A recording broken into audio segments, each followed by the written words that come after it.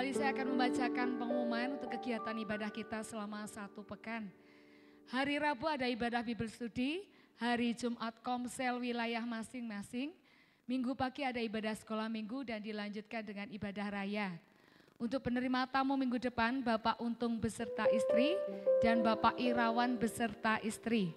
Selesai ibadah nanti ada latihan kor bersama dan selesai latihan kor ada rapat pemuda remaja beserta pemuda dewasa untuk mempersiapkan Natal bersama pemuda sekabupaten di tempat ini. Nama-nama berikut dimohon untuk ikut rapat hadir mengikuti rapat pemuda, yaitu Bapak Denny, Pak Yusuf, Pak Mika, Pak Ayub, Bu Wanti, Bu Wiwin, Bu Elis, dan Bu Esti. Terima kasih.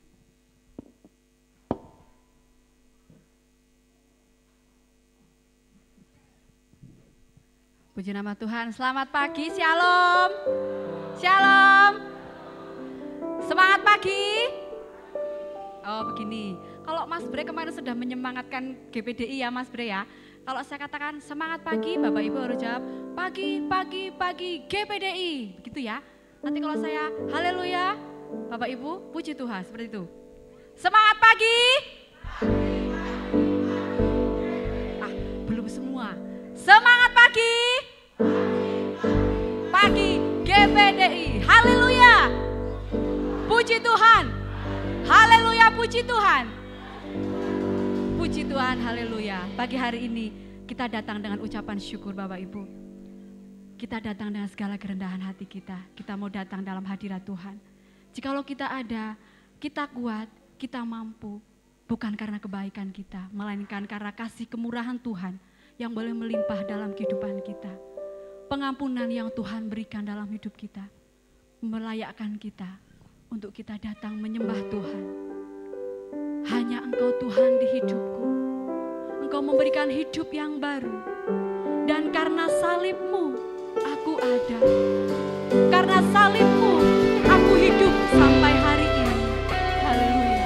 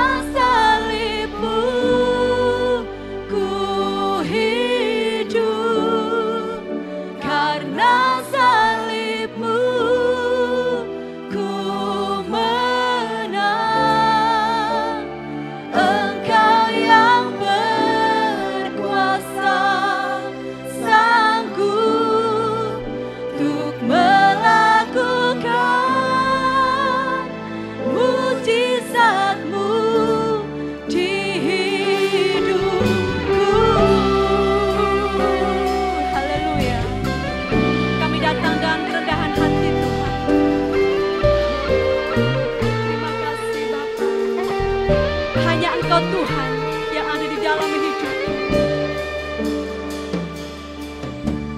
Hanya Kau Tuhan di hidupku. Kau berikan hidup yang baru. Darah-Mu yang menyucikan segala dosa. Darah-Mu menyucikan, pulihkan hati. Darah-Mu yang pulihkan hidupku.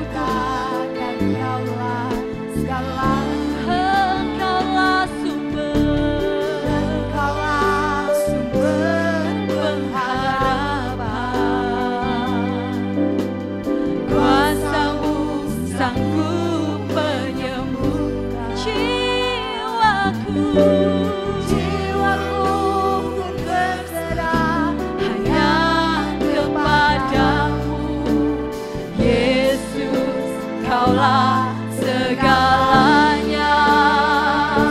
Karena salib-Mu Tuhan, karena salib-Mu ku hidup, karena salib-Mu ku menang. Engkau yang berkuasa sanggup untuk melakukan mujizat-Mu. Karena salib-Mu ku hidup, karena salib-Mu ku menang.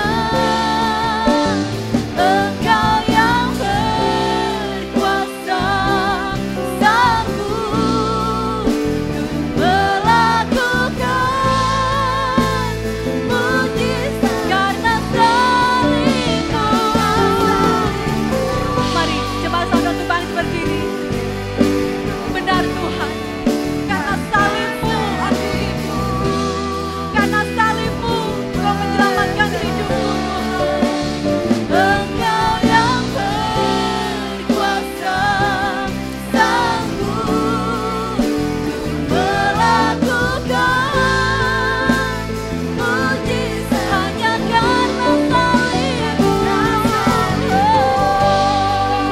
ku hidup, karena salib-Mu ku menang. Engkau yang berkuasa sanggup untuk melakukan mujizat-Mu di hidupku. Engkau yang sanggup melakukan mujizat-Mu Tuhan. Melakukan mujizat-Mu di hidupku. Engkau yang sanggup melakukan mujizat di hidupku. Melakukan mujizat-Mu di hidupku. Haleluya, haleluya. Benar Tuhan, karena salib-Mu kami boleh ada dan kami boleh hidup. Dan kami mau menyembah Engkau Tuhan. Kami mau memuji, memuliakan Engkau Tuhan. Haleluya, haleluya. Yesus, ku sembah Kau, sujud di hadapan-Mu. Keinginan dalam hidupku hanya untuk menyembah Yesus. Mari bersama angkat tangan bagi Tuhan. Katakan, Yesus, ku sembah Engkau. Kami bersujud di dalam altar-Mu. Kami mengucap syukur Tuhan. Haleluya, haleluya, hidupku hanya untuk menyembah-Mu. Mari bersama-sama. Yesus, kami sembah Engkau. Yesus, ku sembah Kau, sujud di hadapan-Mu.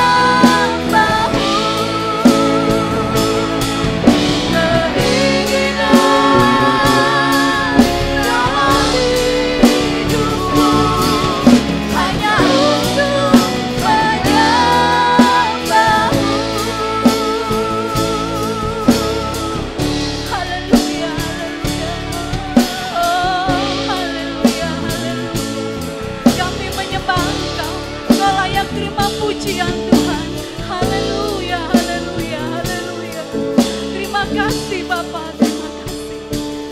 Saya minta Bapak Timotius untuk masuk di dalam doa.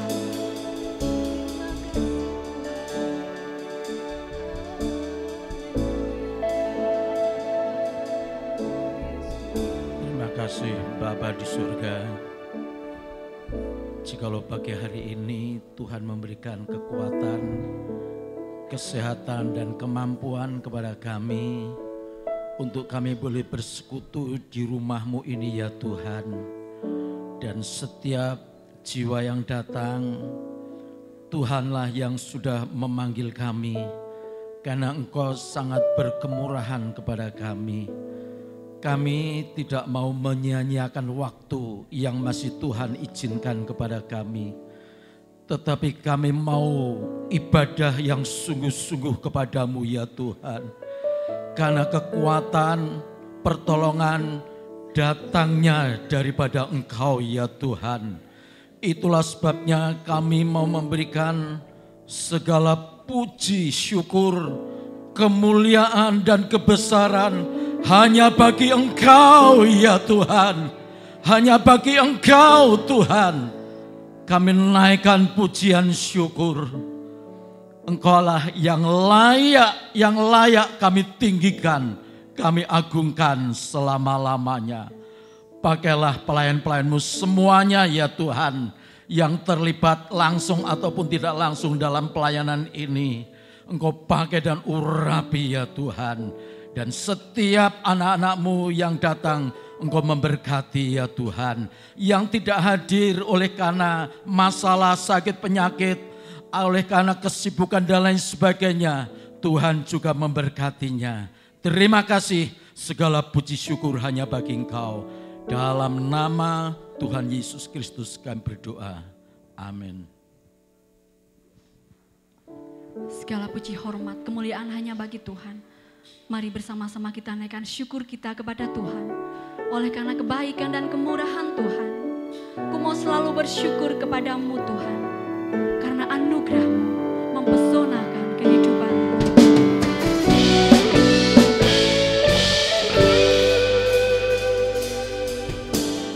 Tuhan, Kau sungguh besar,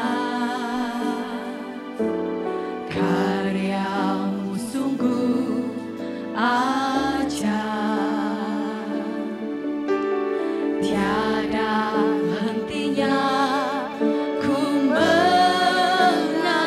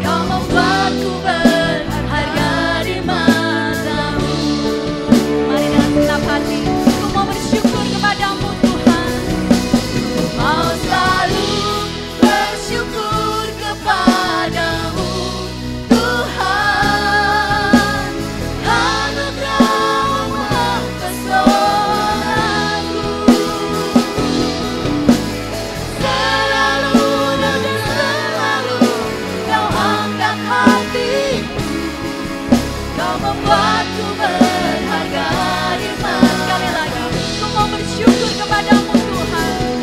Selalu bersyukur kepadamu Tuhan. Anugerah-Mu mempesonaku. Selalu dan selalu Kau angkat hatiku. Kau membuatku berharga di mata-Mu. Selalu dan selalu Kau angkat hatiku. Kau membuatku berharga di mata. Sekali lagi, Kau membuat kami berharga di mata-Mu. Selalu dan selalu Kau angkat hatiku. Kau membuatku berharga di mata-Mu. Puji Tuhan. Kita layak bersyukur kepada Tuhan. Tuhan membuat kita berharga, amin. Tuhan selalu memberikan pertolongan kepada kita. Dan selayaknya pagi hari ini kita mau datang dalam hadirat Tuhan. Masuk gerbangnya dengan hati bersyukur, dengan penuh pujian. Sebab Tuhan sangat baik untuk kita semua. Mari pujikan ini dengan sukacita, dengan penuh ucapan syukur.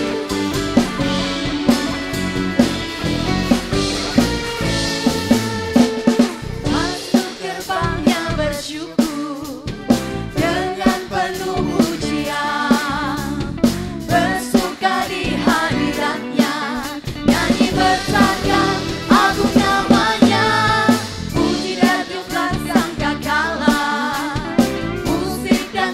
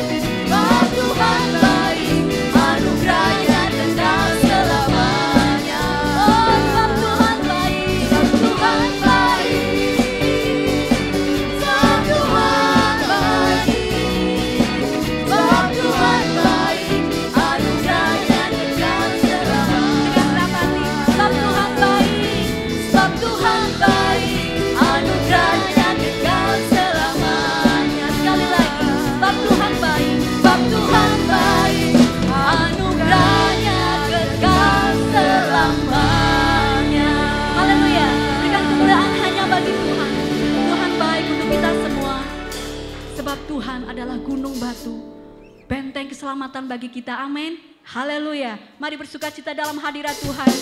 Engkau Tuhan yang benar, Engkau Tuhan yang tidak pernah meninggalkan kita semua. Haleluya.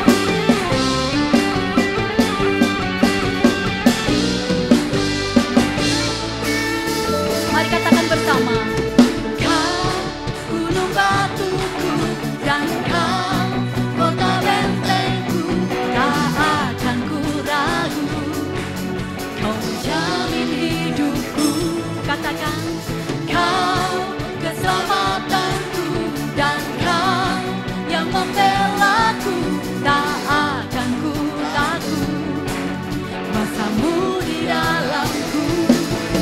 Walau badai menerpa di dalam hidupku ini, namun tangan Tuhan, tanganmu Tuhan mengangkatku tinggi. Kau Tuhan yang benar, tak pernah tinggalkan. Dahulu, sekarang, selamanya, janjimu tak berubah. Kau Alfa dan Omega, awal dan akhir. Semesta alam memuja Engkau Tuhan yang benar. Haleluya. Biar semesta alam memuja, mengatakan bahwa Tuhan kita Tuhan yang benar, Tuhan yang berkuasa. Haleluya.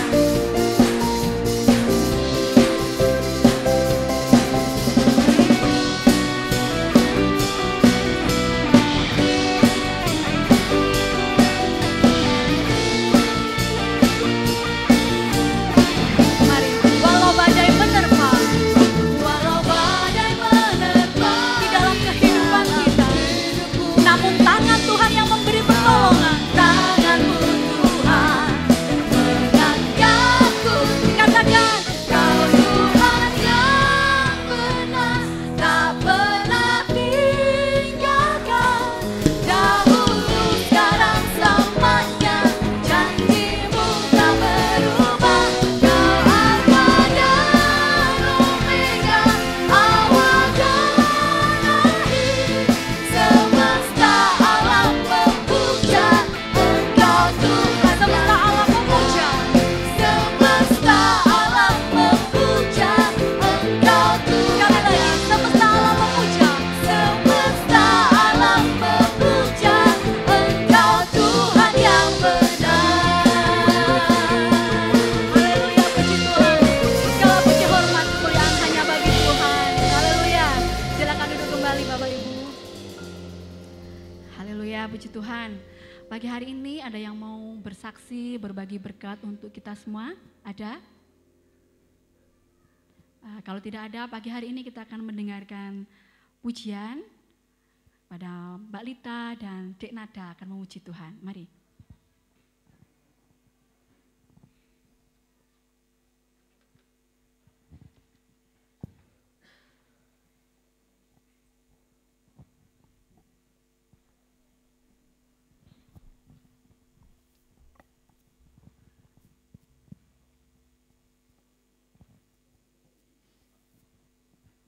Puji nama Tuhan, Shalom. Bersyukur boleh kembali bersama dengan sidang jemaat di tempat ini. Dan pada kesempatan pagi hari ini, saya tidak sendiri, ada adik Nada yang akan menemani saya mempersembahkan pujian buat Tuhan. Lagu ini berpesan kepada kita, mungkin kehidupan kita tidak selalu indah, mungkin langit tidak selalu biru, tapi kita harus tetap percaya bahwa Tuhan kita selalu berserta dengan kita. Amin. Kiranya lagu ini boleh menjadi berkat buat kita semua, boleh menjadi kekuatan untuk kita.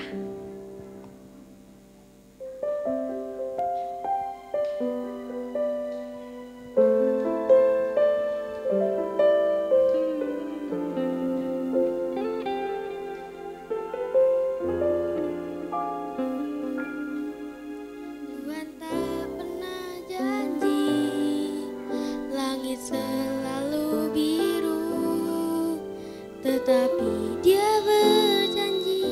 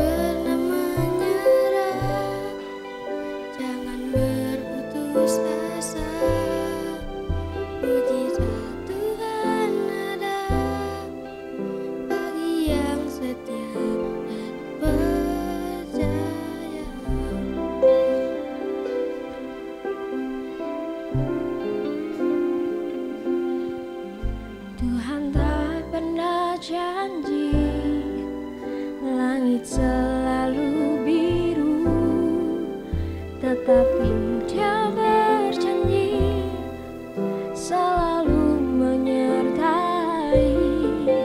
Tuhan tak pernah janji jalan selalu rata, tetapi Dia berjanji berikan kekuatan. Jangan pernah menyerah, jangan berputus asa. Mujizat Tuhan ada saat hati menyembah. Jangan pernah menyerah, jangan berputus asa. Mujizat Tuhan ada bagi yang setia dan percaya.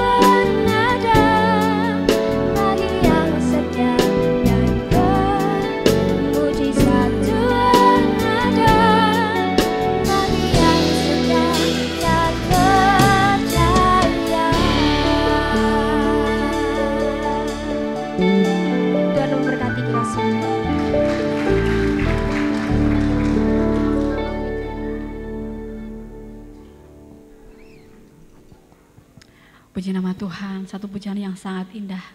Memang hidup itu kadang penuh perjuangan ya Bapak Ibu. Betul? Betul. Jalan gak selalu rata. Apa yang kita inginkan terkadang gak tercapai. Tapi firman Tuhan katakan kita gak boleh putus asa. Jangan menyerah. Karena mujizat Tuhan pasti ada bagi kita yang percaya kepadanya. Amin. Haleluya. Syaratnya kita harus selalu mendekat kepada Tuhan. Kita setia kepada Tuhan, bersama-sama memuliakan nama Tuhan. Mari kita akan memberikan persembahan yang terbaik untuk Tuhan. Kita akan memuji Tuhan sekali lagi. Siji loro telu, ayo konco podo melu, 456 nderek Gusti sing temen. Haleluya.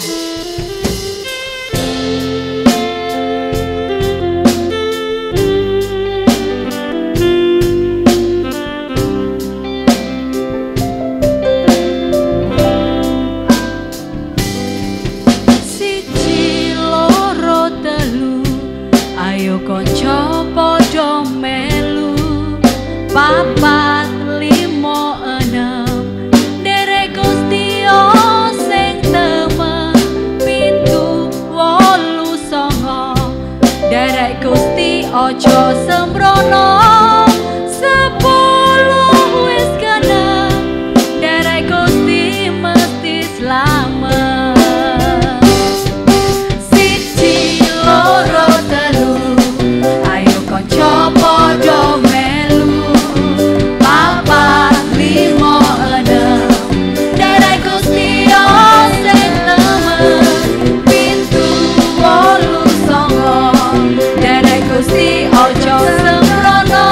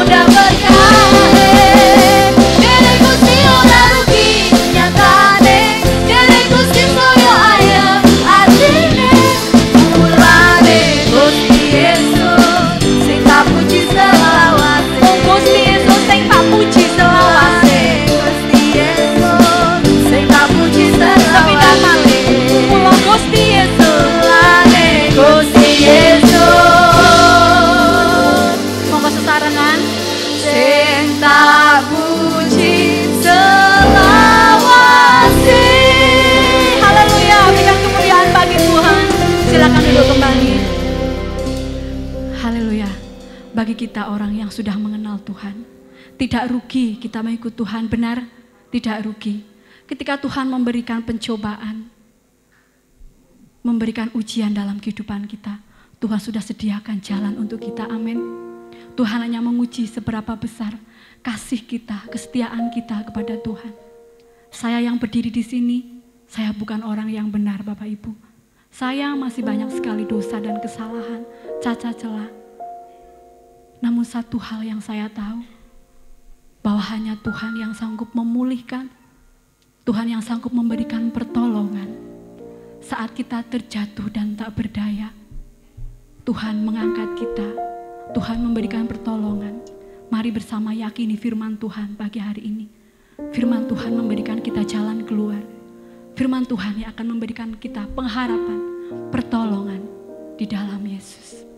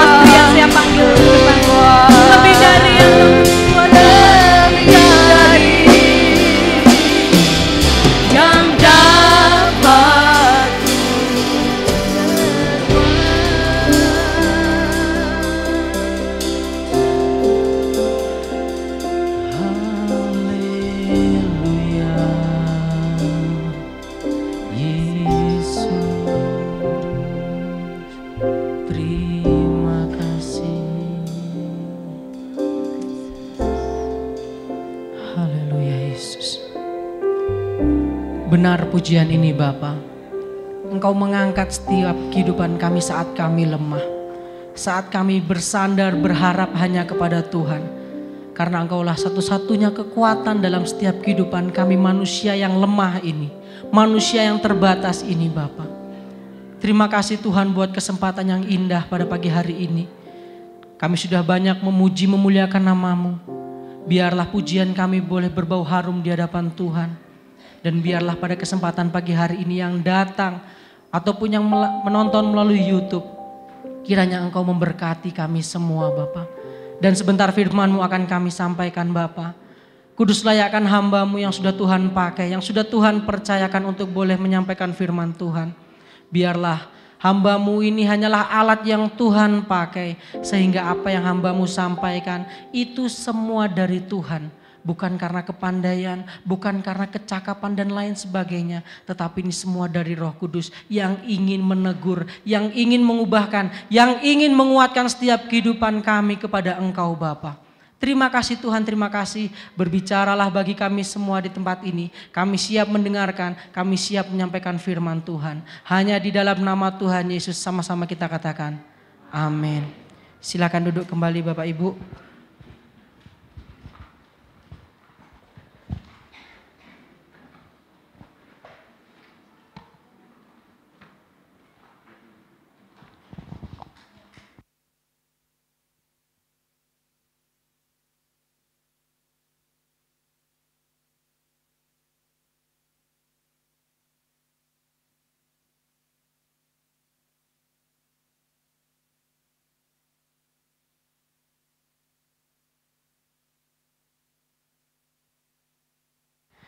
Puji nama Tuhan, dari tempat ini saya menyapa kita semua, Shalom. Apa kabarnya Bapak Ibu? Puji Tuhan, luar biasa baik, amin. Haleluya. Puji Tuhan.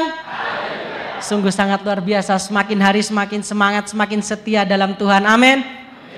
Nah Bapak Ibu, pada kesempatan pagi hari ini sebelum kita sama-sama masuk ke dalam firman Tuhan, sama-sama mendengarkan apa maunya Tuhan buat kita semua pada hari ini.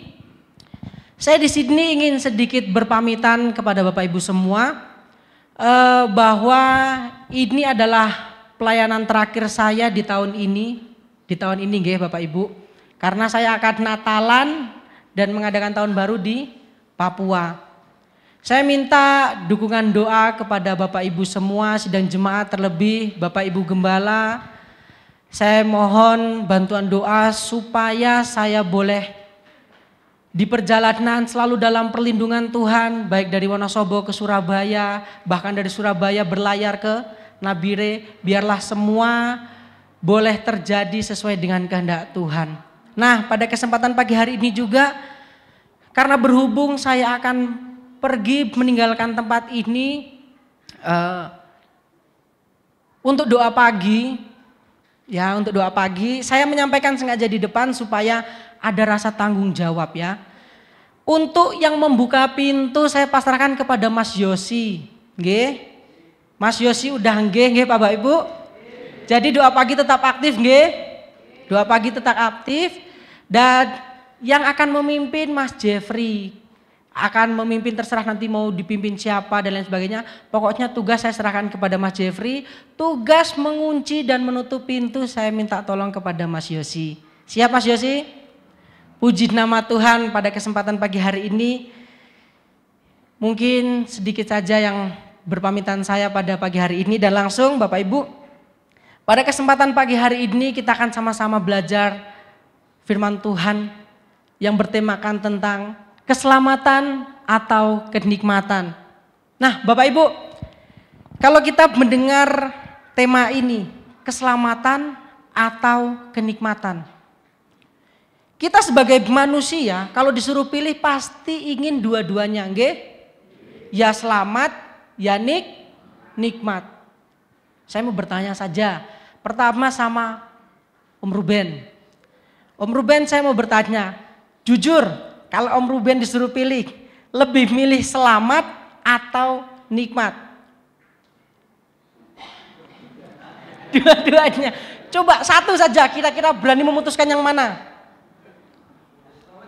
Iya, selamat ya nikmat. Oh, Om Ruben pengennya tetap selamat ya nikmat. Kalau saya bertanya satu lagi sama siapa ya di sini ya? Ada yang mau memberikan jawaban? Mas Tabah. Mas Tabah kalau ditanya lebih pilih keselamatan atau kenikmatan? Keselamatan walaupun hidupnya Mas Tabah nggak nikmat, siap? Siap?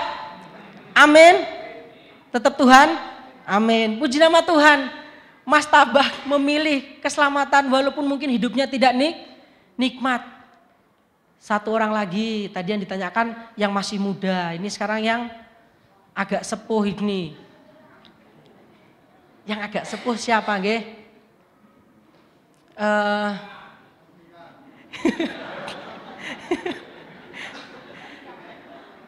Pak Samuel.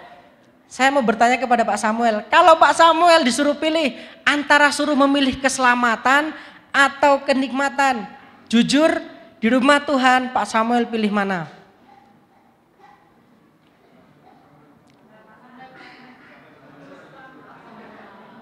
Pak Samuel, Bapak Henok. Oh, milih dua-duanya sama. Kalau bisa selamat sekaligus plus nikmat. Nah, pada kesempatan pagi hari ini kita akan sama-sama belajar Bapak Ibu. Saat kita memilih keselamatan, pasti ada konsekuensinya. Kalau kita memilih kenikmatan, pasti akan ada konsekuensinya. Mari kita buka di ayat yang pertama. Di dalam Kolose 3 ayat yang kedua.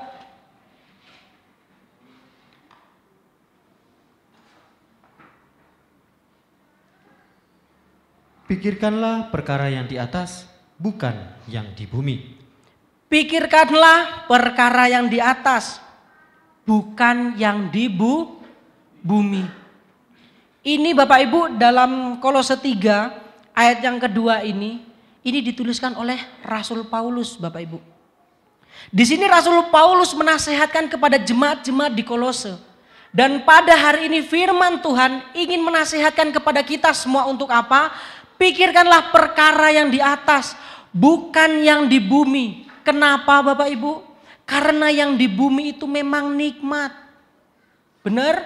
Kekayaan kenikmatan dunia nikmat mboten? Nikmat. Tetapi Rasul Paulus mau katakan kenikmatan di dunia itu hanyalah sementara. Jadi Rasul Paulus menasihatkan kepada kita semua pada pagi hari ini. Kalau secara konteks dalam Kolose menasehatkan, mengingatkan kepada jemaat-jemaat di Kolose untuk apa? Mari pikirkan perkara yang di atas dulu, pikirkan keselamatan dulu. Walaupun mungkin seperti yang tadi yang saya bertanya kepada Mas Tabah, walaupun saya memilih keselamatan, mungkin hidup saya jadi nggak nikmat. Itu konsekuensi yang harus kita terima.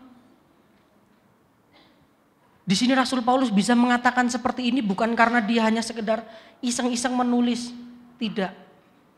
Rasul Paulus di sini benar-benar merasakan, benar-benar mengalami yang namanya bahwa keselamatan itu di atas segalanya. Sehingga dia lebih memilih keselamatan daripada kenikmatan.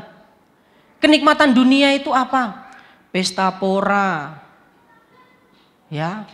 Terus lain sebagainya, keinginan-keinginan daging dan lain sebagainya itu merupakan kenikmatan bagi daging kita. Tetapi Rasul Paulus di sini mengingatkan kepada kita semua, mengingatkan kepada saya bahwa apa? Pikirkanlah perkara yang di atas, bukan yang di bumi. Bumi, kekayaan, jabatan, kesuksesan tidak membawa pada keselamatan Bapak Ibu. Tetapi saat kita sudah memilih keselamatan, nanti Tuhan yang akan berikan. Nah, pada kesempatan pagi hari ini, kita akan sama-sama belajar dari dua tokoh dalam Alkitab. Di mana yang pertama Bapak Ibu, dia lebih memilih keselamatan. Kita akan lihat apa konsekuensinya saat orang ini memilih keselamatan. Dan nanti tokoh yang kedua, dia lebih memilih kenikmatan dan kita akan melihat apa yang akan dia dapat. Ya. Kita akan melihat dari contoh Rasul Paulus. Rasul Paulus yang sudah mengatakan di dalam Kolose ini, pikirkanlah perkara yang di atas bukan yang di bumi. Filipi 1 ayat yang ke-21.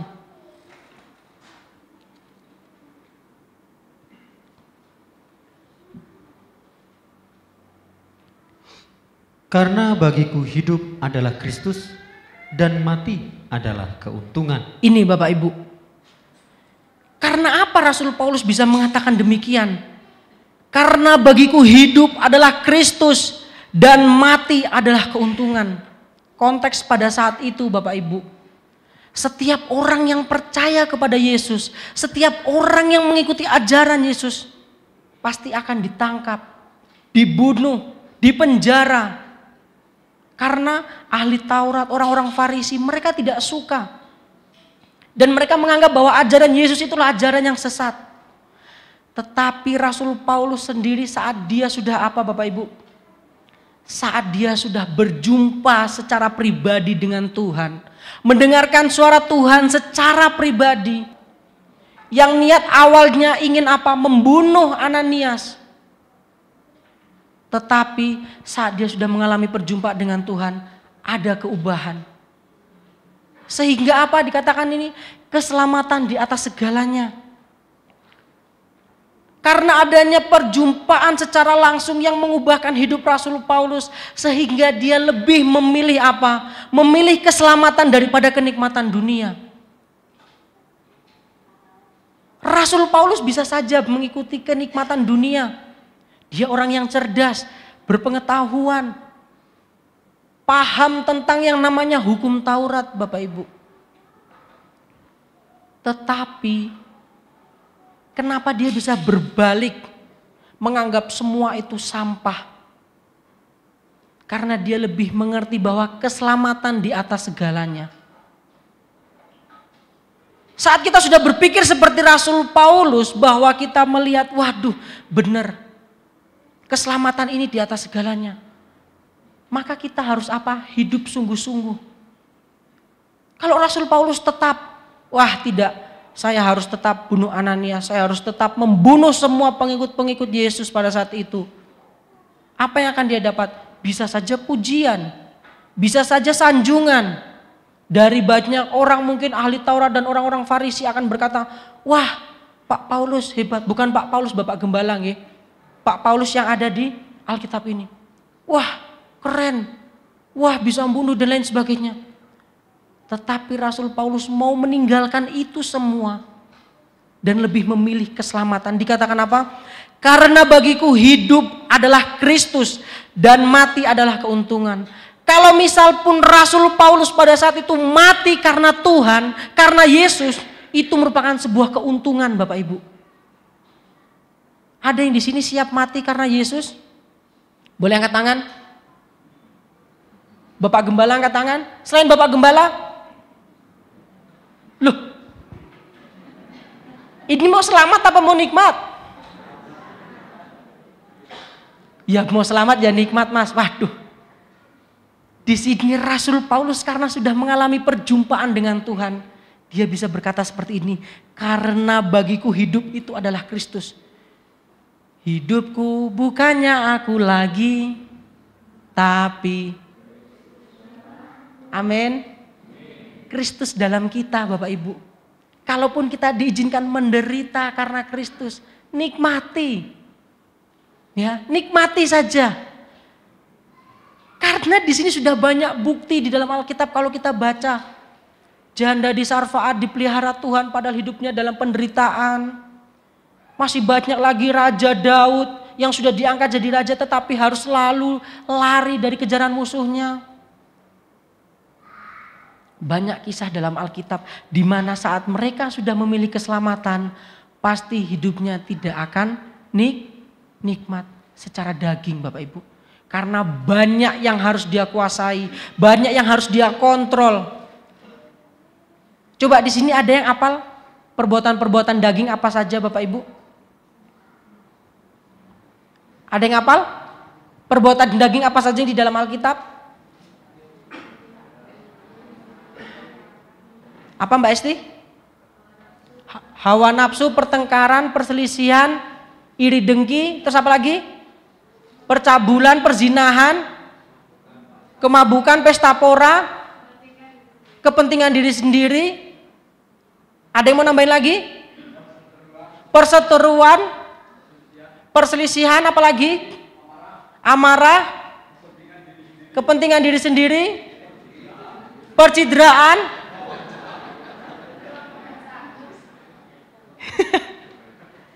banyak nggih. Kepentingan diri sendiri itu enak mboten? Wah, pokoknya saya maunya kayak gini, nek dituruti seneng mboten? Seneng, pasti akan seneng. Tetapi Rasul Paulus mau apa? Cut, mau memotong itu. Walaupun dia tidak bisa melakukan apa yang mungkin bagi dagingnya nikmat, tetapi dia siap menderita karena Kristus. Kita buka dalam Efesus 4 ayat 1 sampai yang ketiga.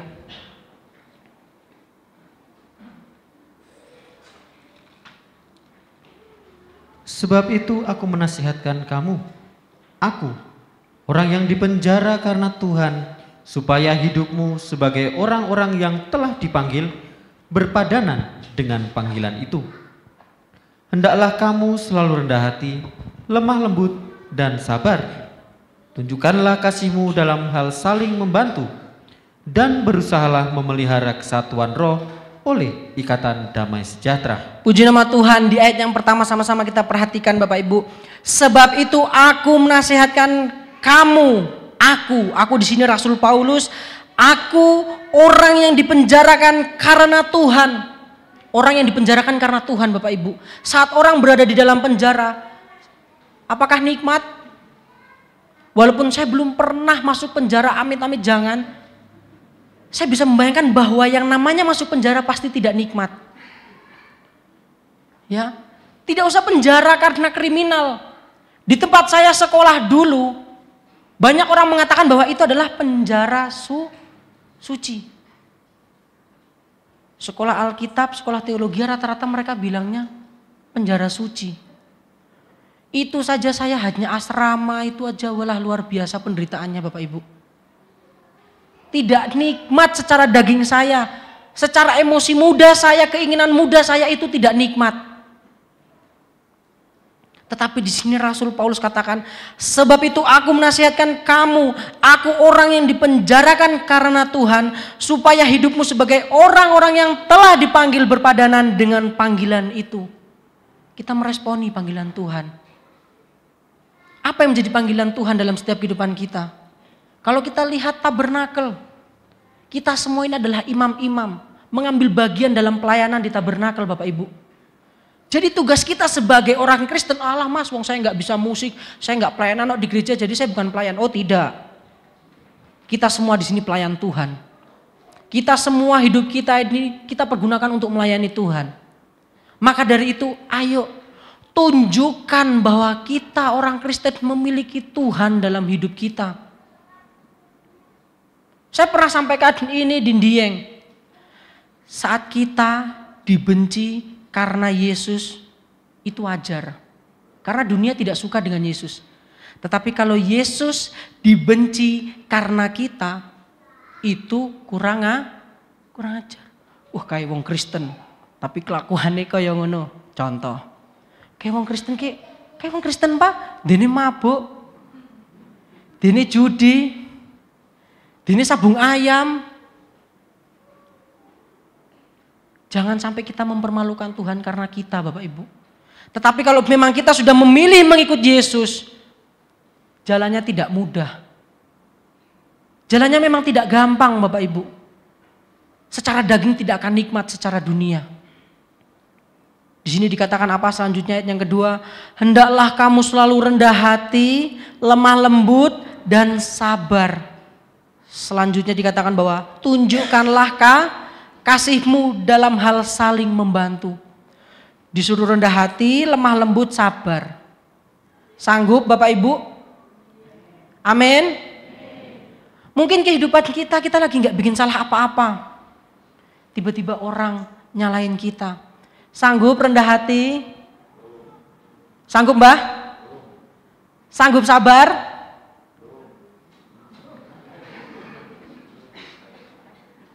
Kok yang jawab cuma sedikit? Sanggup? Karena dikatakan dikatakan apa? Rendah hati, lemah lembut dan sabar. Saat mungkin ada orang mencaci, merendahkan diri kita, bisakah kita lemah lembut? Bisakah kita sabar? Bisakah kita rendah hati? Ini bukan merupakan suatu hal tentang kenikmatan Bapak Ibu. Kerendahan hati itu bukan berbicara soal suatu kenikmatan. Dalam hati ini rasanya pengen balas, pengen tak. Tapi kok Alkitab ngomong suruh rendah hati. Nikmat? Boten. Susah. Tidak nikmat Bapak Ibu. Saat kita memutuskan untuk memilih Tuhan, memilih keselamatan, daging ini akan selalu dikikis. Keinginan daging ini akan selalu bertentangan dengan keinginan roh. Sehingga akan selalu melawan. Kalau kita kalah dengan keinginan daging, kita tidak jadi memilih keselamatan. Tetapi selanjutnya dikatakan di ayat yang ketiga, dan berusahalah memelihara kesatuan roh oleh ikatan damai sejahtera. Selalu memiliki hubungan yang harmonis dengan keluarga, dengan tetangga, dengan keluarga jauh. Dikatakan apa? Berusahalah memelihara kesatuan roh oleh ikatan damai sejahtera. Selalu ada damai dalam hidup kita. Mungkin kita dihina, diejek, dicaci, dimaki. Tetapi harus ada damai sejahtera. Pada saat saya mempersiapkan firman Tuhan ini, wah ini merupakan suatu pedang buat saya juga. Saya tipikal orang yang sangat-sangat tidak sabar. Rasanya kok pengen emosi terus. Kalau lihat orang, wih ini kok yang ngono sih? Ini kok yang ngono sih? Lah maksudnya pergi. Rasanya itu ingin walah, pengen Tetapi pada saat saya sudah membaca ayat ini, pada saat saya mempersiapkan firman Tuhan, oh Tuhan, teguran lagi buat saya. Sudahkah kehidupan saya? Ya, sedang diproses. Dan pada kesempatan pagi hari ini, Tuhan juga ingin memproses setiap kehidupan kita untuk apa? Rendah hati, lemah lembut dan sabar. Ini Bapak Ibu, rela menderita karena keselamatan. Kita bisa lihat di sini Rasul Paulus dalam keadaan posisi dia dirantai, dibelenggu tangan dengan kakinya, dia masih memberikan apa? Surat kepada setiap jemaat-jemaat yang dilayaninya. Bagaimana dengan kehidupan kita? Wah, saat merasa aduh, tidak nikmat sedikit, langsung gak mau datang kepada Tuhan. Saat tidak nikmat sedikit, nyalahkan Tuhan. Tetapi Rasul Paulus yang dipenjarakan karena Tuhan, dia tetap setia dalam pelayanannya. Tidak meninggalkan jemaat-jemaat yang dilayaninya. Ini, dalam kondisi seperti ini Bapak Ibu, Rasul Paulus tidak pernah putus asa. Dia selalu memiliki pengharapan bahwa di dalam Tuhan akan ada penghiburan. Amin. Kita baca saja ayat selanjutnya. 2 Korintus 1 ayat yang kelima.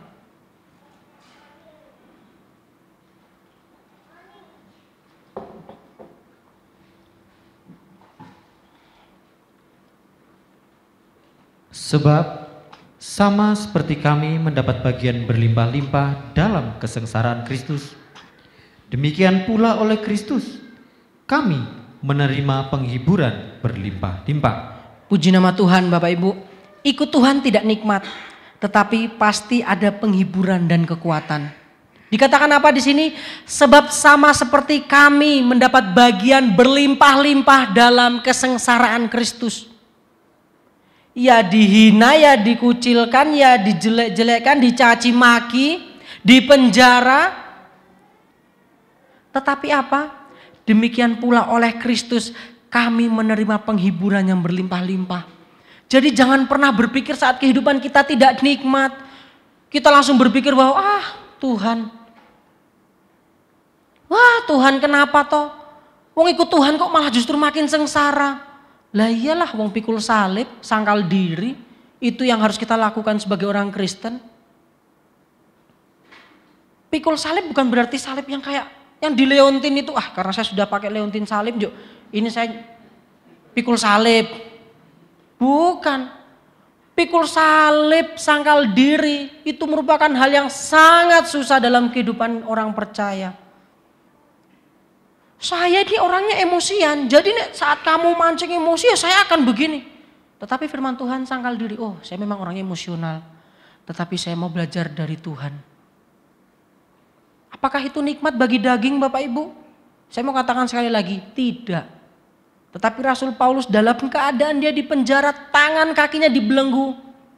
Dia katakan seperti ini, sebab sama seperti kami mendapat bagian yang berlimpah-limpah dalam kesengsaraan Kristus. Demikian pula oleh Kristus kami menerima penghiburan yang berlimpah-limpah. Ingat, ikut Tuhan tidak nikmat Bapak Ibu, tapi selamat. Amin. Siap tidak nikmat? Siap Bapak Ibu? Daging kita mungkin akan memberontak. Daging kita pasti akan memberontak. Awal-awalnya itu pasti akan memberontak Bapak Ibu. Alah wis lah gak usah lah, wong aku memang orang kayak gini kok meh. Jadi rohani ki isin kok didelok kancane. Tidak akan menerima keselamatan kalau kita tidak mau sangkal diri. Ya. Di Roma 8 ayat yang ke-18. Mari kita lihat. Roma 8 ayat yang ke-18. Sebab aku yakin bahwa penderitaan zaman sekarang ini tidak dapat dibandingkan dengan kemuliaan yang akan dinyatakan kepada kita. Ada amin? Yang semangat Bapak Ibu. Ada amin? Di sini dikatakan apa? Sebab aku yakin bahwa penderitaan zaman sekarang ini, penderitaan yang kita rasakan di dunia saat ini Bapak Ibu, baik ekonomi, keluarga, rumah tangga dan lain sebagainya, mungkin merasa kayak, waduh Tuhan kenapa saya semenjak ikut Tuhan jadi kayak gini. Saya mau katakan itu tidak dapat dibandingkan dengan kemuliaan yang akan dinyatakan kepada kita saat kita lebih memilih keselamatan. Ini akan ada konsekuensinya Bapak Ibu. Saat kita memilih keselamatan pasti tidak nikmat. Benar, tidak nikmat. Saya punya kesaksian pribadi Bapak Ibu saat saya di asrama. Saya bisa membandingkan sekarang karena saya sudah selesai dan saya sudah tahu, oh ternyata seperti ini. Dulu pada saat saya di asrama, setiap ada peraturan-peraturan ini, wah saya selalu menganggap bahwa apa? Peraturan ini hanya mementingkan keinginan pemimpin. Allah, pemimpin ini bikin peraturan yang sudah tidak relevan, yang sudah sebenarnya itu tidak berlaku buat zaman sekarang ini. Tetapi setelah saya pergumulkan, saya pikir-pikirkan, iya ya ada benarnya ya. Salah satu contoh, peraturan tentang pegang HP. Di asrama 2 minggu sekali pegang HP dan itu pun siswa sama siswi tidak boleh barengan. Minggu ini siswa, minggu depan siswi. Minggu depan siswa, sebaliknya seperti itu terus. Saya pikir-pikir, sekarang saya sudah bisa pegang HP 24 jam. Kali 7 hari. Bisa bebas terserah. Ya lama-lama bosen juga. Oh maksudnya apa? Supaya tidak ada keterikatan dengan HP Bapak Ibu. Dan yang kedua, soal lawan jenis. Kita mau kerja kelompok saja harus izin Bapak Ibu asrama. Itu pun harus ada pihak asrama yang mendampingi, mengawasi. Ngobrol di lorong saja bisa dipanggil ke bawah.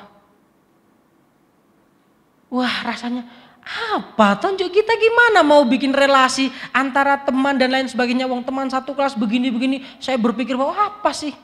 Ternyata setelah saya renungkan bahwa peraturan yang dibuat itu ada maksud dan tujuannya. Supaya apa? Supaya saat kita kuliah, pacaran dilarang, interaksi lawan jenis dilarang, dibatasi. Supaya terhindar dari yang namanya dosa. Apalagi di sekolah Alkitab sana banyak anak-anak muda. Wah banyak peraturan yang baru kali ini saya benar-benar, oh ternyata benar ya. Saya salah dulu menilai. Akhirnya apa? Oh benar. Saat saya memilih masuk sekolah teologi, sekolah Alkitab Bapak Ibu. Itu memang benar-benar tidak nikmat. Karena apa? Di sekolah Alkitab, di sekolah teologi itu diajarkan untuk bagaimana mendekatkan diri. Belajar lebih lagi kepada Tuhan. Memang benar saat kita lebih memilih untuk lebih dekat dengan Tuhan, lebih memilih keselamatan, hidup kita tidak akan nikmat. Benar, tidak akan nikmat. Saya bisa bandingkan kok. Tempat saya kuliah dulu dengan tempat kuliahnya yang ada mungkin di Jogja, di Semarang. Saya bisa bandingkan. Kuliah-kuliah di sekuler, mereka bisa bawa laptop, kerja tugas di McD, di Starbucks dan lain sebagainya, di kafe sambil ngumpul sama temannya, sambil pegang HP. Kita dibatasi Bapak Ibu. Jam 8 sampai jam setengah 10 itu laptop harus ditutup, masukkan ke loker di lantai 3, naik ke asrama tidak boleh bawa laptop. Jadi kita harus pintar-pintar memanage waktu. Kelelat-kelelet nggak rampung. Main-main sama waktu, nyuci piring terus Bapak Ibu. Awal-awal saya pernah Bapak Ibu, karena bangun susah sekali. Bangun jam setengah 4. Wah itu sangat luar biasa susahnya Bapak Ibu, menderita. Maka dari itu saat kita sudah, Tuhan saya mau ikut Tuhan. Jangan kita berekspektasi bahwa ikut Tuhan itu akan, wah saya kalau ikut Tuhan pasti akan diberkati. Wah saya ikut Tuhan pasti akan, kita harus diproses dulu. Apakah kita benar-benar layak? Kalau tiba-tiba ikut Tuhan langsung bim salabim jadi kaya, bim salabim jadi sukses, bim salabim punya jabatan. Orang tidak akan berdoa kepada Tuhan. Orang tidak akan mengandalkan Tuhan. Yang penting saya cuma percaya ikut Tuhan, ini nyatanya saya sudah bisa gini. Dan di contoh yang kedua Bapak Ibu, kita akan melihat kisah orang muda yang kaya. Kisah ini mungkin sering kita dengar, mungkin pernah kita baca. Dan mari kita akan baca dalam Matius 19 ayat 16 sampai yang ke-22.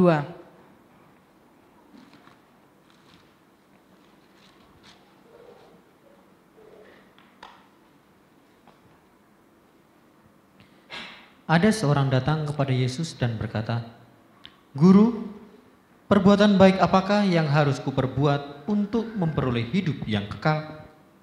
Jawab Yesus, "Apakah sebabnya engkau bertanya kepadaku tentang apa yang baik? Hanya satu yang baik. Tetapi jikalau engkau ingin masuk ke dalam hidup, turutilah segala perintah Allah." Kata orang itu kepadanya, "Perintah yang mana?"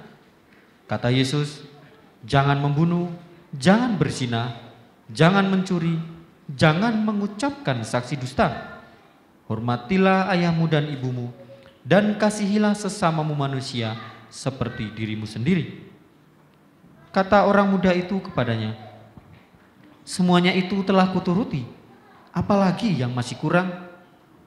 Kata Yesus kepadanya, "Jikalau engkau hendak sempurna, pergilah, jualah segala milikmu dan berikanlah itu kepada orang-orang miskin. Maka engkau akan beroleh harta di sorga. Kemudian datanglah kemari dan ikutlah aku." Ketika orang muda itu mendengar perkataan itu, pergilah ia dengan sedih sebab banyak hartanya. Puji nama Tuhan. Cukup sampai 22 dulu. Kita akan melihat dari ayat yang ke-16. Kita perhatikan bahwa ada seorang datang kepada Yesus dan berkata, "Guru, perbuatan baik apa yang harus kuperbuat untuk memperoleh hidup yang kekal?" Tujuannya benar nggak Bapak Ibu? Dia mau cari apa? Hidup yang kekal, keselamatan. Ayat 17, jawab Yesus, "Apakah sebabnya engkau bertanya kepadaku tentang apa yang baik? Hanya satu yang baik, tetapi jika engkau ingin masuk ke dalam hidup, turutilah segala perintah Allah." Mau Bapak Ibu menuruti semua perintah Allah, firman Tuhan, baik itu yang menegur, yang mengingatkan ataupun yang menghajar, siap melakukan? Siap Bapak Ibu? Berat nggih jawabnya? Berat. Tetapi akan ada keselamatan, Mbah. Akan ada keselamatan. Ini bukan karena berian, bukan perkataan berian, bukan perkataan siapa apa. Ini perkataan firman Tuhan dan Yesus sendiri katakan, "Turutilah perintah Allah." Ayat yang ke-18. Kata orang itu kepadanya, "Perintah yang mana?" Wih, keren enggak Bapak Ibu? Perintah yang mana? Selanjutnya, kata Yesus, "Jangan membunuh, jangan berzina, jangan mencuri, jangan mengucapkan saksi dusta, hormatilah ayahmu dan ibumu, kasihilah sesamamu manusia seperti dirimu sendiri. Ayat yang ke-20, kata orang muda itu kepadanya, semuanya itu telah kuturuti, apalagi yang masih kurang. Wih. Orang ini pertama Bapak Ibu, dia ada kerinduan untuk mencari hidup yang kekal, keselamatan. Dia sudah menuruti perintah Tuhan.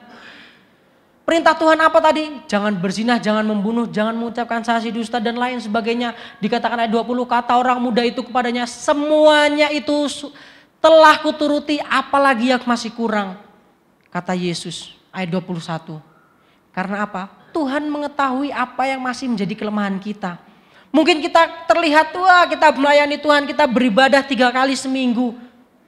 Kita taat, mengembalikan milik Tuhan, kita taat korban dan lain sebagainya. Tetapi Tuhan tahu apa yang masih menjadi kelemahan kita. Walaupun mungkin tidak nampak di depan umum Bapak Ibu. Tuhan katakan apa? Jikalau engkau hendak sempurna, pergilah. Jualah segala milikmu dan berikanlah itu kepada orang-orang miskin. Maka engkau akan beroleh harta di surga. Kemudian datanglah kemari dan ikutlah aku. Ketika orang muda itu mendengar perkataan itu, pergilah ia dengan sedih sebab banyak hartanya.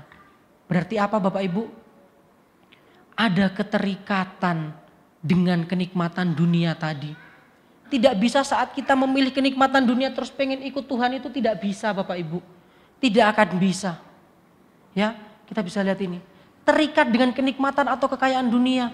Sehingga yang tadi di awal dia ada menggebu-gebu. Ada kerinduan untuk mendapatkan hidup yang kekal. Tetapi saat Tuhan katakan, jual hartamu, ikutlah aku. Dia berat, dia tidak ikhlas, dia tidak mau. Karena hidupnya sudah terikat dengan kekayaan itu, kenikmatan itu Bapak Ibu. Sekali lagi saya mau katakan, saat kita memilih keselamatan, pasti tidak nikmat. Tetapi kalau kita pilih kenikmatan, pasti tidak selamat. Terus maksudnya apakah ayat ini melarang kita orang Kristen tidak boleh memiliki harta? Tidak. Mari kita baca ayat selanjutnya, ayat yang ke-23 sampai yang ke-24. Yesus berkata kepada murid-muridnya, Aku berkata kepadamu, sesungguhnya sukar sekali bagi seorang kaya untuk masuk ke dalam kerajaan surga. Sekali lagi aku berkata kepadamu, lebih mudah seekor unta masuk melalui lubang jarum daripada seorang kaya masuk ke dalam kerajaan Allah. Puji nama Tuhan. Firman Tuhan yang Yesus katakan ini sangat keras. Aku berkata kepadamu, sesungguhnya sukar sekali bagi seorang kaya untuk masuk ke dalam kerajaan surga. Sekali lagi aku berkata kepadamu, lebih mudah seekor unta masuk melalui lubang jarum daripada seorang kaya masuk ke dalam kerajaan Allah. Apakah di sini maksud Tuhan apa? Kita orang-orang Kristen tidak boleh kaya, tidak boleh sukses? Tidak. Tetapi karena kita sudah terikat dengan yang namanya kekayaan dunia yang sementara yang akan binasa. Tentunya saat kita sudah terikat dengan harta kekayaan dunia yang dapat binasa, kita juga akan ikut binasa. Dan kalau kita perhatikan di ayat yang ke-24, sekali lagi aku berkata kepadamu, lebih mudah seekor unta masuk melalui lubang jarum daripada seorang kaya masuk ke dalam kerajaan Allah. Wah Tuhan, lubang jarum. Ya jelas-jelas tidak mungkin Tuhan. Wong masukin benang aja susah nggih. Apalagi buat ibu-ibu orang-orang yang sudah lanjut usia, pasti kayak oma saya kadang minta tolong saya pun kadang meleset. Susah, ini kok malah lubang jarum mau dimasukin unta, ya nggak mungkin. Maksudnya kayak gini. Apakah jarumnya harus besar gini terus unta masuk? Tidak Bapak Ibu. Ya, saya di sini akan sedikit membagikan apa yang sudah saya pelajari pada saat di Surabaya dulu. Lubang jarum yang dimaksudkan pada saat itu bukan lubang jarum seperti ini Bapak Ibu. Bukan lubang jarum seperti yang ada untuk kita menjahit, itu bukan. Tetapi lubang jarum yang dimaksudkan Tuhan di sini adalah tentang Lubang jarum yang dimaksudkan Yesus adalah sebuah pintu darurat atau pintu kecil yang berada di sebelah gerbang utama kota Yerusalem. Jadi Tuhan saat memberikan perumpamaan, bukan seenak-enaknya Tuhan mau bicara, tidak. Ya, lubang jarum ini Bapak Ibu. Lubang jarum itu ini, pintu darurat atau pintu kecil yang berada di sebelah gerbang utama.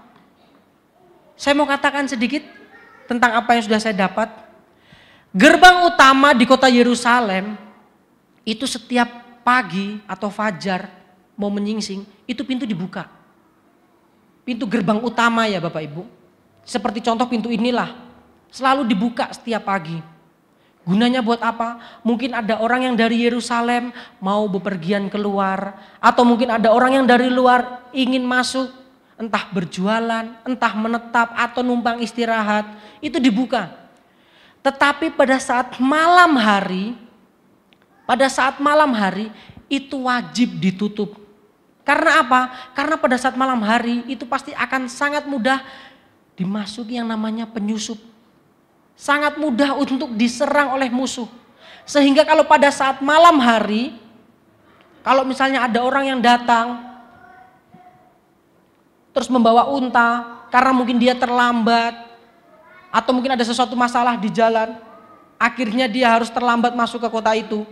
Dia harus melalui pintu kecil ini Bapak Ibu. Pintu kecil ini atau lubang jarum. Sebenarnya bentuknya gambarnya tidak seperti ini. Dia gambarnya seperti jarum itu melengkung. Tidak kotak seperti itu. Tetapi karena keterbatasan di internet saya cari-cari tidak ada. Ya yang hampir mirip seperti ini ya sudah saya jelaskan seperti ini. Ini lubang jarum yang dimaksudkan Tuhan. Kenapa dikatakan bahwa lebih mudah seekor unta masuk lubang jarum daripada orang kaya masuk ke dalam kerajaan Allah?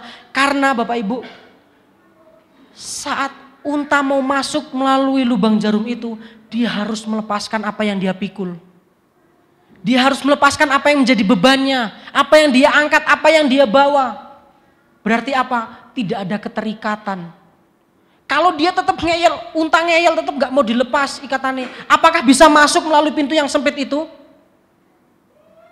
Tidak. Unta pun tidak akan masuk. Tetapi karena unta dilepas manut, ditaruh barang-barangnya, dilepas bebannya dan lain sebagainya, dia manut.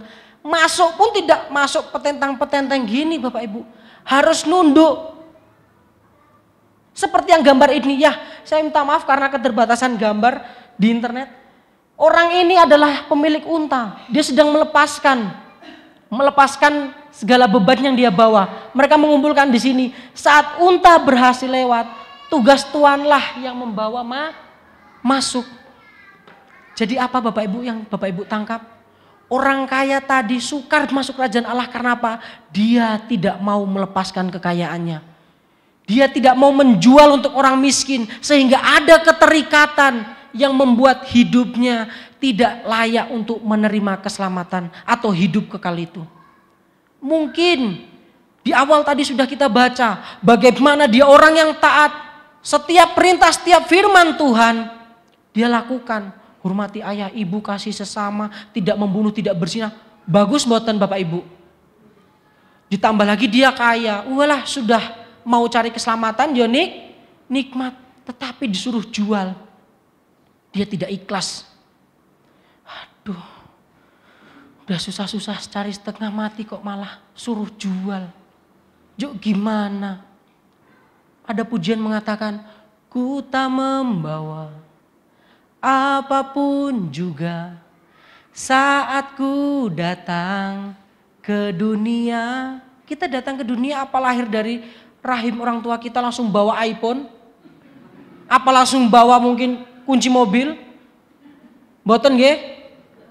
Selanjutnya dikatakan, ku tinggal semua pada akhirnya saat ku kembali ke surga. Kita berarti apa? Tujuan kita kembali ke surga. Terus ngapain kita harus tidak mau terlepas dari kekayaan, jabatan, kekuasaan kita Bapak Ibu? Untuk apa kita pertahankan itu? Itu justru hanya membuat kita tidak layak untuk masuk ke dalam pintu yang sesak itu. Kita lihat saja ayatnya.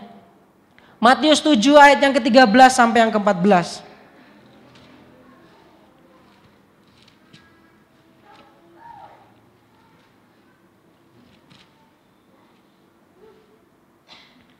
Masuklah melalui pintu yang sesak itu, karena lebarlah pintu dan luaslah jalan yang menuju kepada kebinasaan, dan banyak orang yang masuk melaluinya. Karena sesaklah pintu dan sempitlah jalan yang menuju kepada kehidupan, dan sedikit orang yang mendapatinya. Ini adalah ajakan untuk kita mau melalui jalan yang sempit. Dikatakan bahwa masuklah melalui pintu yang sesak itu. Karena lebarlah pintu dan luaslah jalannya yang menuju kepada kebinasaan. Dan banyak orang yang mau masuk melaluinya. Kenapa orang banyak mau melalui jalan itu, pintu itu? Karena dia berpikir, wah ini loh kesuksesanku. Ini loh kekayaanku. Ini loh hasilku di bumi. Supaya orang melihat, wih keren, disanjung. Ini adalah contoh, dikatakan bahwa banyak orang yang masuk melaluinya. Berarti masih banyak orang yang benar-benar terikat dengan kekayaan dunia, kenikmatan-kenikmatan dunia. Kenapa dia lebih memilih jalan yang lebar? Karena dia tidak mau melepaskan. Dia lebih, wah kayak pintunya lebih lebar cah, jalannya yuk luas. Dah saya tak bawa mobil Pajero saya sama Fortuner. Sama nanti anak buah saya tak suruh bawa motor saya Harley yang di rumah. Contoh. Supaya apa? Wah hebat temennya loh. Motor pirang-pirang akeh yang nganggone gur si jitok ngono. Ini contoh orang yang tidak bisa melepaskan. Dia mau semuanya dibawa, ditunjukkan. Tetapi di ayat yang ke-14, karena sesaklah pintu dan sempitlah jalan yang menuju kepada kehidupan, dan hanya sedikit orang yang mendapatinya. Hanya sedikit orang yang mau melepaskan. Seperti unta tadi Bapak Ibu. Saat dia dilepaskan bebannya, saat dia mau dilepaskan mungkin apa yang dia tanggung, yang dia bawa, dia tidak meronta. Sehingga dia bisa masuk ke dalam lubang jarum atau pintu kecil itu. Bagaimana kehidupan kita orang Kristen Bapak Ibu? Apakah kita lebih fokus memilih kenikmatan? Ataukah kita fokus lebih memilih keselamatan? Seperti tadi yang Rasul Paulus katakan, penderitaan bersama dengan Yesus akan ada penghiburan, akan ada kekuatan. Maka dari itu ayo, firman Tuhan pada pagi hari ini mengajarkan setiap kita untuk apa? Jangan pikirkan perkara yang di bumi, pikirkanlah perkara yang di atas. Saat kita sudah benar-benar memikirkan perkara yang di atas, pelan-pelan Tuhan akan kasih perlahan. Ini janji Tuhan Bapak Ibu. Ini janji Tuhan. Boleh dibaca di dalam Alkitab, orang-orang yang awalnya diizinkan Tuhan jatuh seperti Ayub, seperti Yusuf. Banyak. Tetapi Tuhan mulai angkat. Tuhan mulai pulihkan. Seperti Sakeus, dia orang yang kaya tetapi dia mau melepaskan kekayaannya. Dia mau menjual, dia mau membagikan hartanya. Apa yang Tuhan katakan? Hari ini ada pertobatan. Bahwa anak ini adalah anak Abraham. Dan di ayat yang terakhir mari kita baca. Dalam Pengkhotbah 5 ayat yang ke-9.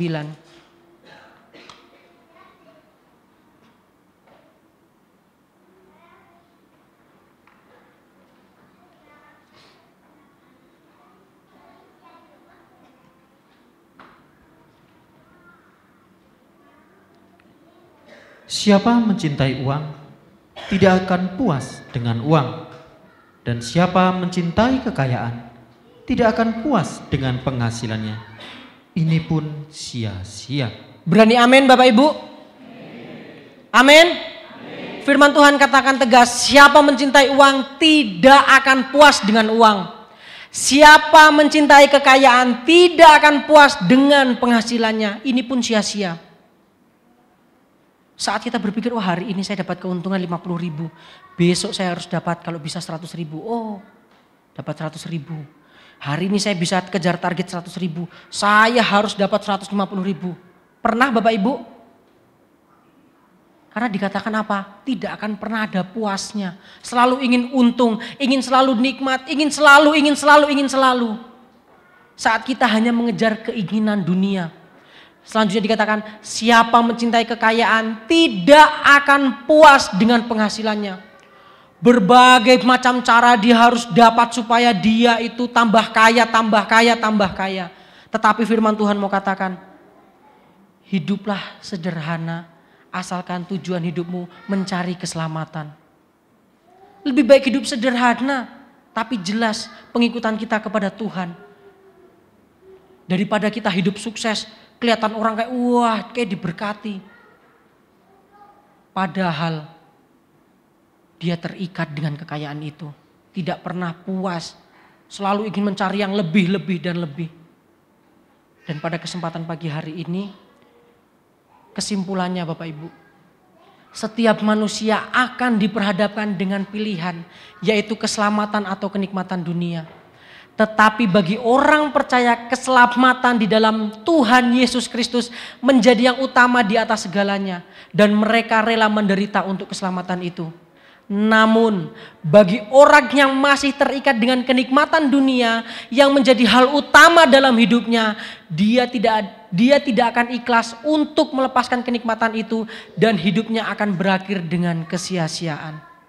Maka dari itu ayo saya mengajak kita semua, ikut Tuhan tidak nikmat, ikut Tuhan pasti lewat jalan yang sempit, ikut Tuhan pasti pikul salib, tetapi akan ada kemuliaan yang Tuhan berikan atas kehidupan kita. Demikian firman Tuhan yang boleh saya sampaikan. Saya undang pemain musik tampil ke depan. Kita mengangkat pujian, Yesus kau kebenaran yang menyelamatkanku.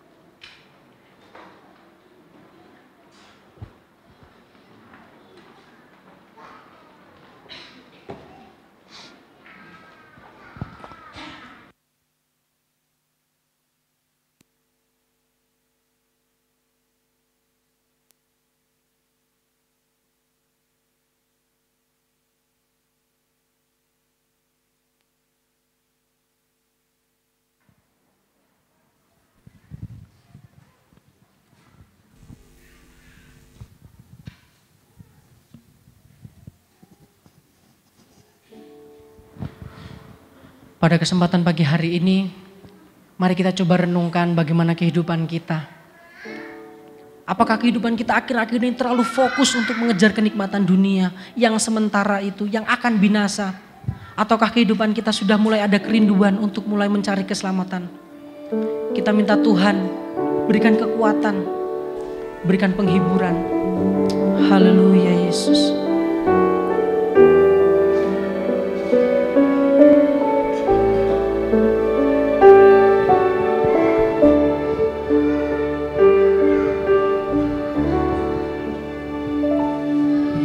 Yesus kau kebenaran yang menyelamatkanku.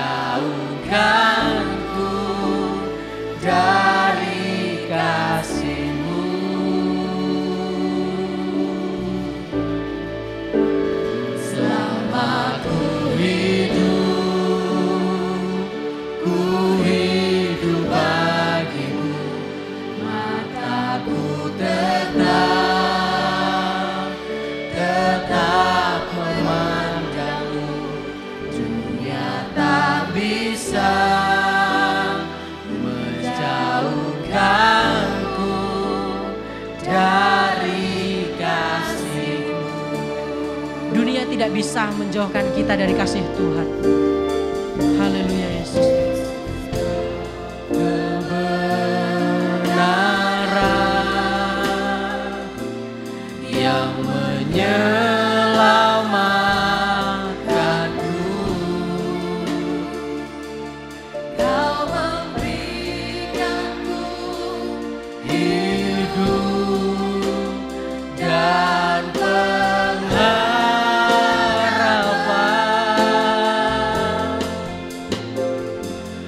Ku ikut kehendak-Mu,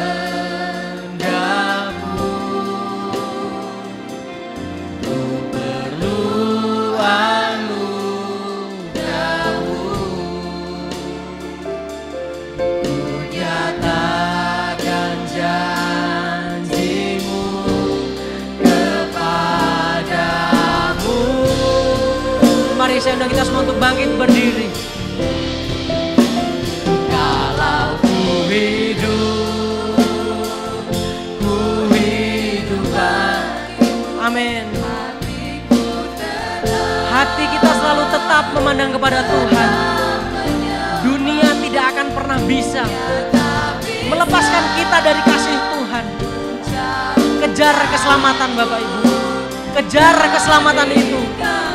Jangan selalu berharap kepada kenikmatan dunia yang sementara, yang akan dibinasakan oleh Tuhan. Lepaskan. Karena kalau kita mati pun, kita tidak akan membawa kekayaan kita. Kita tidak akan membawa jabatan kita. Tetapi saat kita mati, kita akan membawa keselamatan yang dari Tuhan. Kita mau cari Tuhan. Haleluya Yesus. Oh Tuhan, terima kasih. Lebih sungguh lagi Yesus. Haleluya. Kalau ku hidup bagi-Mu, hatiku tetap menyembah-Mu. Dunia tak bisa menjauhkanku dari kasih-Mu. Selama ku hidup bagi-Mu, mataku tetap memandang-Mu. Dunia tak bisa menjauhkanku dari kasih-Mu. Lebih sungguh lagi.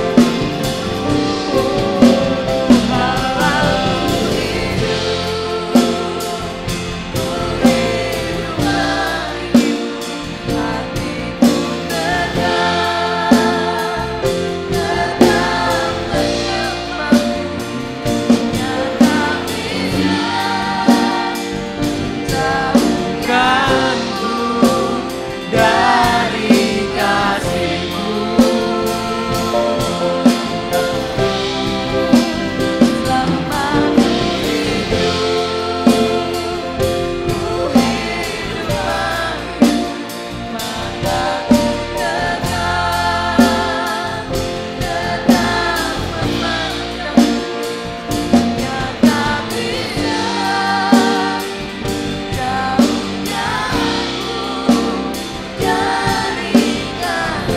Dunia tak bisa.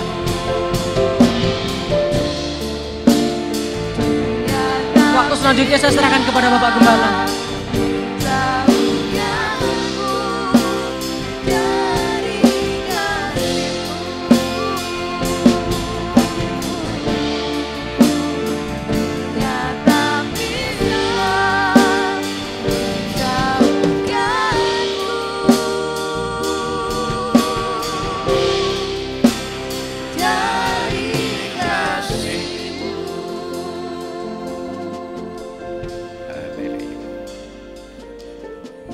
Haleluya, haleluya.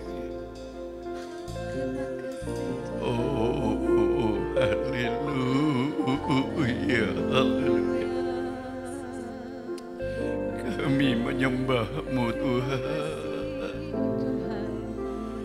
kami bersyukur kepada Tuhan.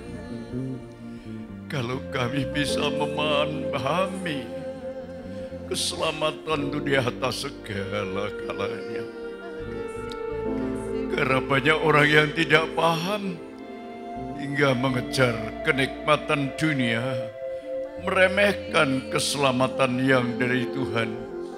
Hidup benar di dalam Kristus Yesus. Kami boleh menipu orang lain, membohongi orang lain, tetapi kami tidak bisa membohongi Tuhan. Apa yang terkandung dalam hatiku, itulah menentukan langkah kami menuju kepada keselamatan. Oh Tuhan, ajarku memahami, jangan kami tergoda oleh perkara-perkara yang akan mencelakakan hidup kami. Tetapi kami tetap hidup di dalam Tuhan yang menyelamatkan kami. Tuhan, terima kasih untuk firman-Mu. Biar kami belajar bagaimana kegagalan orang kaya, tapi juga bagaimana keberhasilan orang kaya. Orang kaya yang gagal adalah anak muda yang terikat dengan kekayaannya. Tapi orang kaya yang berhasil tidak terikat dengan kekayaannya. Itulah Zakius. Tuhan, tolonglah kami. Kalau kami dijadikan orang kaya, jangan terikat kami dengan kekayaan, tetapi menempatkan Tuhan yang utama dalam segala-galanya, supaya hidup kami tidak tertimpa oleh malapetaka. Terima kasih untuk firman-Mu. Engkau pakai saudara Brian yang jika Tuhan izinkan, dia akan tetap melayani Tuhan sampai seumur hidup, menjadi hamba Tuhan, menjadi gembala sidang. Terima kasih banyak Bapak untuk rencana pulang ke Papua. Kami serahkan, Tuhan kiranya menjaga, melindungi perjalanannya. Juga Tuhan, bagi kami yang ditinggalkan supaya tetap setia di dalam Tuhan. Beri kekuatan kami hamba-Mu, usia yang selanjut ini, jangan sampai kami kandas di tengah jalan, tapi kami berjalan terus menuju kepada pandangan keselamatan. Terima kasih, dalam nama Tuhan Yesus Kristus kami berdoa, haleluya, amin. Ya, puji Tuhan ya. Oleh kebaikan, kemurahan Tuhan, saya ngobrol dengan cucu kami ini. Dulu dia menentang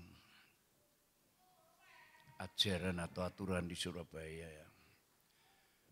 Tapi saya bersyukur saya punya landasan yang kuat dari didikan di sana. Ya, memang peraturannya luar biasa, tegas, keras, tetapi terbukti di Surabaya.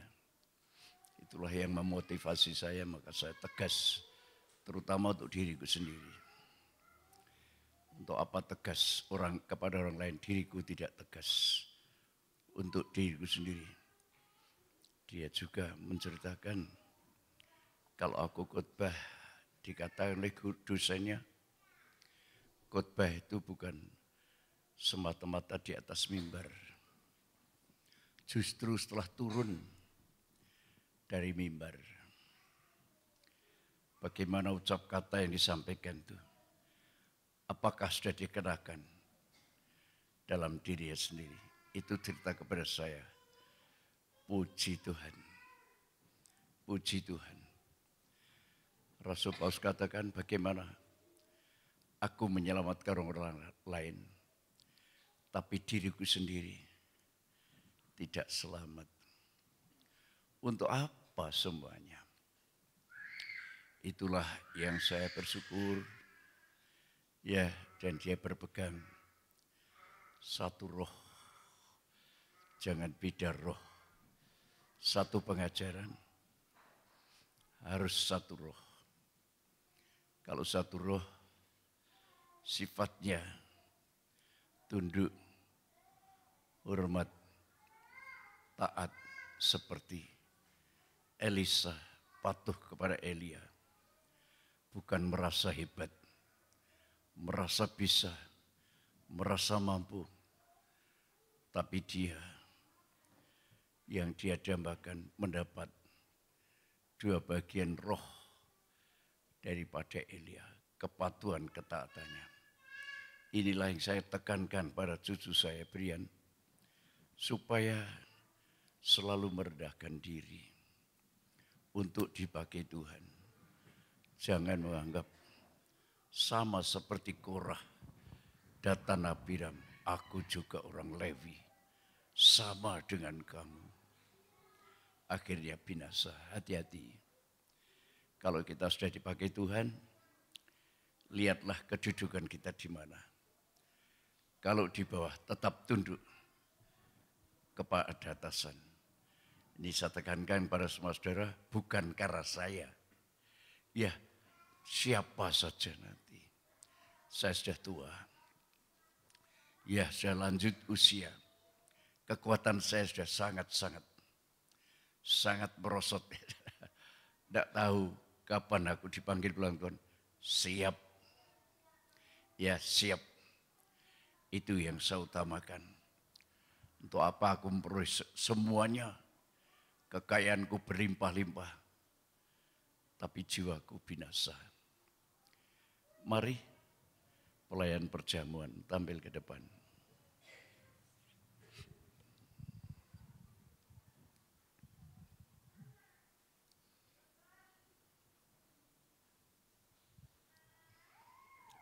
Terima kasih untuk firman-Mu. Terima kasih untuk tubuh darah-Mu. Layakkan semuanya untuk makan dan minum. Supaya kami benar-benar kuat di dalam Tuhan. Dalam nama Tuhan Yesus Kristus, kami terima tubuh darah-Mu. Haleluya. Amin. Kita ganti lagunya, mataku tertuju padamu. Supaya mata kita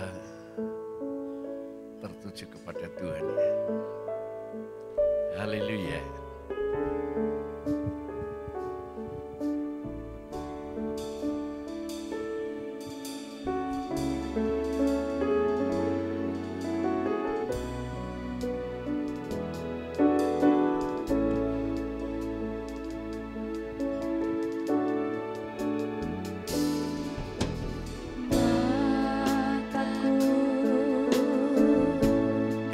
Arahkan ke atas kepada Tuhan. Ya, pikirkan perkara di atas, pikirkan perkara keselamatan. Jangan tergoda indahnya dunia ini. Ini hanya sementara, saudara. Tapi arahkan mata rohani kita ke atas. Kepada Tuhan. Luar biasa. Usia yang sudah seperti saya sudah sangat merasakannya. Menikmati. Mengutamakan Tuhan. Menikmati saya. Haleluya. Haleluya. Oh, haleluya. Haleluya. Kita mengikuti penuntunan Tuhan. Kita bangkit diri, saudara. Ku mau selalu menyenangkan hatimu. Ku mau mengikuti.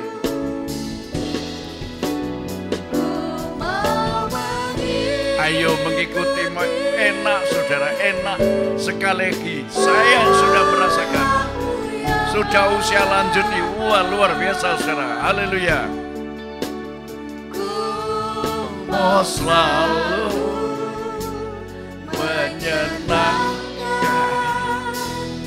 hatimu.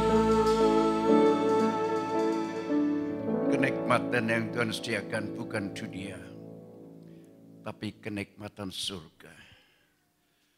Carilah dahulu kerajaan surga serta kebenarannya, sekaliannya akan ditambahkan kepadamu.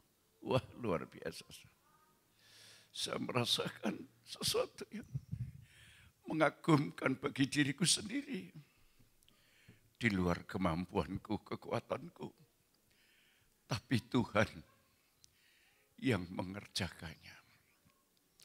Kita angkat tubuhnya. Sebab apa yang telah kuteruskan kepadamu, telah aku terima dari Tuhan. Yaitu bahwa Tuhan Yesus pada malam waktu ia diserahkan mengambil roti. Dan sesudah itu ia mengucap syukur atasnya. Ia memecah-mecahkannya dan berkata, inilah tubuhku, haleluya, yang diserahkan bagi kamu. Perbuatlah ini menjadi peringatan akan aku. Sama-sama kita makan tubuhnya dalam nama Tuhan Yesus Kristus.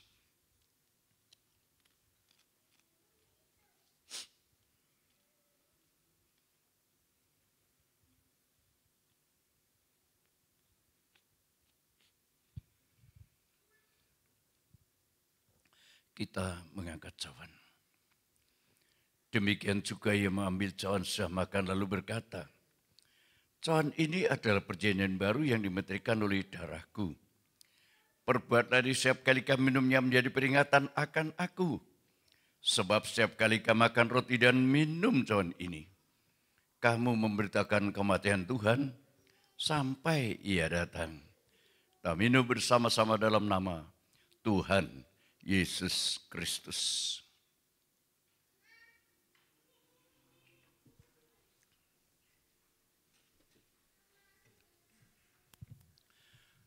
Oh, luar biasa keselamatan yang dari Tuhan. Yang belum merasakan memang menganggap ringan. Tapi Rasul Paulus lebih suka menderita karena kebenaran daripada kelimpahan yang bersifat sementara. Tolonglah kami semua umat-Mu paham atas kehendak Tuhan dan memberkati kami semua hingga kami memandang Tuhan di atas segala-galanya. Terima kasih. Berdoa untuk Tuhan Pak Kris yang tumbuh lagi penyakitnya. Tolong Tuhan. Apa yang menjadi mau kehendaknya Tuhan. Yang penting keselamatan. Kalau boleh adakan mujizat, dijamah dan sembuh secara fisik dan secara rohani. Saudari Yuli juga kami doakan supaya Tuhan tolong.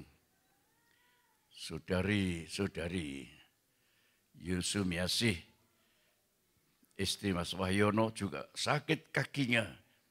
Tolong Tuhan, aku sembuhkan. Pak Sumarto tidak bisa ibadah karena sakit. Engkau jamah dan sembuhkan. Terima kasih. Sebentar lagi kami akan pulang ke rumah masing-masing. Mohon Tuhan menyertai melindungi kami. Dilanjutkan acara mungkin rapat dan lain sebagainya.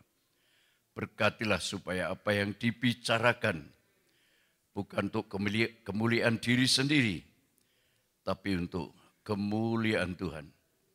Ada rasa takut, rasa hormat kepada Tuhan.